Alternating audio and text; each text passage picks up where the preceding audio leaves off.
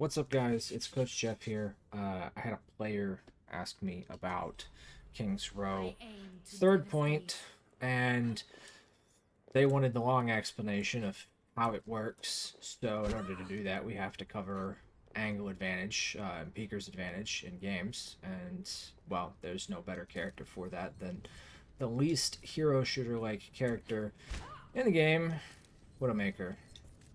That pesky sniper, probably stolen straight from a Counter-Strike force buy round.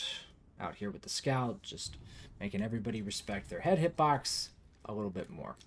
But before we go into the actual in-map explanation, I want to show a diagram because this is really critical, and this is what Peeker's advantage looks like. This is the basis of angle advantage. And it's something that doesn't come up a lot of hero shooters because, well, we have swords and lasers and rockets, and there just aren't that many snipers. And when they are, people get dominated by them because they don't understand this concept right here. And somewhere that you'll see that rather frequently in the game, regardless of current meta, is here on King's Row 3rd, where picking this character and controlling this space can be really powerful.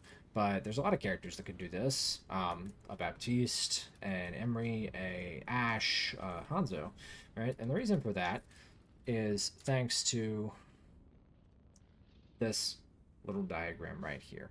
Now, as you can see, we have a situation where this position up here on height, right? This one up here is playing off of corner X. You can see that in the game.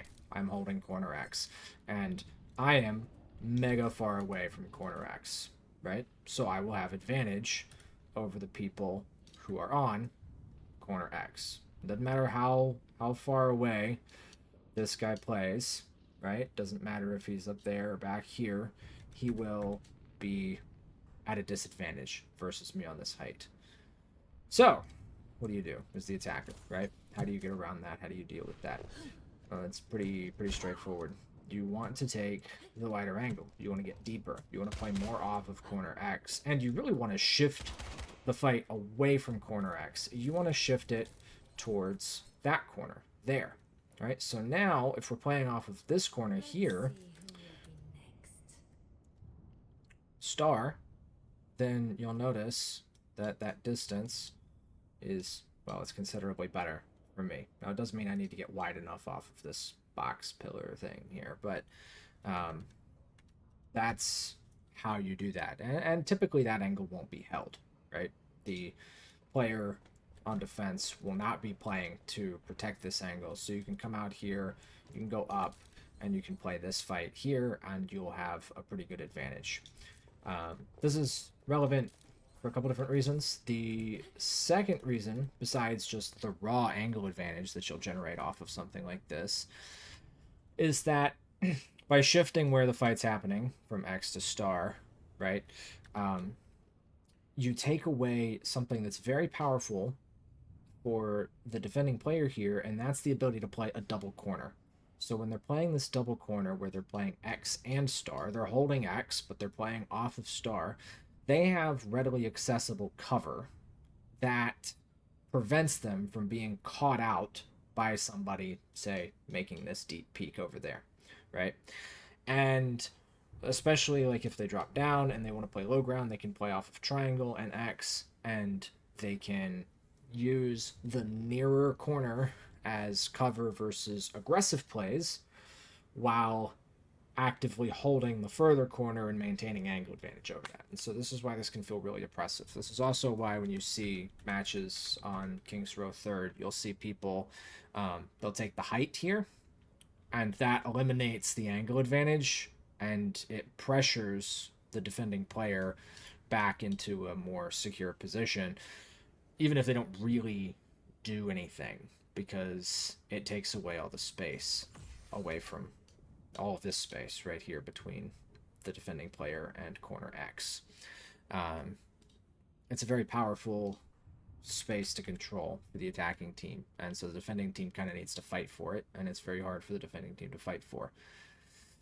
But yeah, this is the fundamentals of Peeker's advantage and Angle's advantage, and an area of the map and an area of Overwatch that particularly features this constantly. So if you ever run into a situation where you're the attacking team and you need to get around this, keep it simple, come wide, take this fight from deep, right? You might have to pick a sniper yourself, but let's say you're playing a projectile character like a Genji or something, still use this space, navigate through here, and then you can take your fight. That pathing. But you never want to play this space here. It's a death trap. And it's a death trap because of how well the defending team holds this space. And if you're on the defending team, because people are dumb and they don't know these things, just pick a character that plays up here and holds this space. Again, Emery, Ashe, Widowmaker. You will apply so much pressure being here and doing this, and the shots will be so easy for you to hit because you can like hide from characters like Mei or Junkrat, what have you, characters that are common on this map that they might be using to push your tank, and you can just apply so much pressure into the enemy team's backline and onto their squishies while the enemy team's tank tries to push up because of this verticality and the angle advantage that you'll have over anybody on that street, right? So hopefully this is helpful for you guys. Hopefully this is a situation that you feel comes up in your ranked games and is worth addressing. I'm sure that my player isn't the only one with this challenge, so I look forward to hearing from you guys in the comments if there are any questions, and if there's anything else that you would like me to cover, or that you just don't fully understand about one of the maps. We can get you the long explanation here on the channel. Alright guys, thank you for watching, and peace.